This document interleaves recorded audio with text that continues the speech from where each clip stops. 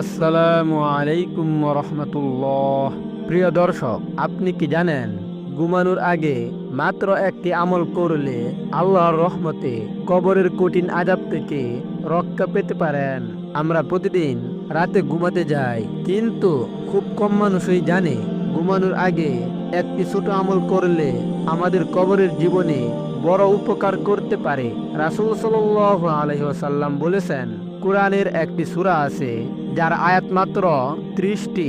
এই সূরাটি তার পাঠকারীর জন্য সুপারিশ করতে থাকবে যতক্ষণ পর্যন্ত না তাকে ক্ষমা করা হয়। সুবহানাল্লাহ। এই সূরাটি হলো সূরা আল মুলক। হাদিসে এসেছে, যে ব্যক্তি নিয়মিত সূরা মুলক তেলাওয়াত করবে, এই সূরা তাকে কবরের কঠিন আযাব থেকে রক্ষা করবে।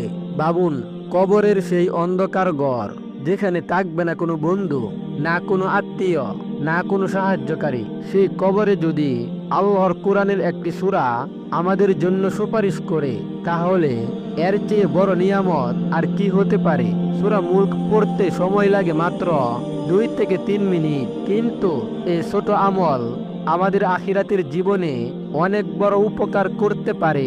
তাই আজ থেকেই শুরু করুন। ঘুমানোর আগে ওযু করে শান্ত মনে সূরা মুলক তেলাওয়াত করুন, তারপর ঘুমান। আপনি নিজে পড়ুন, আপনার পরিবারকে শিখান, সন্তানদেরকেও এই আমলটির অভ্যাস করান। হয়তো এই ছোট আমলটি আল্লাহর রহমতে আমাদের কবরের কঠিন সময়কে সহজ করে দিতে পারে। আসুন আমরা সবাই আজ থেকেই এই আমলটি শুরু করি। ভিডিওটি যদি আপনার ভালো লাগে তাহলে একটি লাইক দিন এবং শেয়ার করুন, যেন অন্যরাও এই গুরুত্বপূর্ণ আমলটি জানতে পারে। আল্লাহ তাআলা আমাদের সবাইকে কবরের আযাব থেকে হেফাজত করুন। আমিন।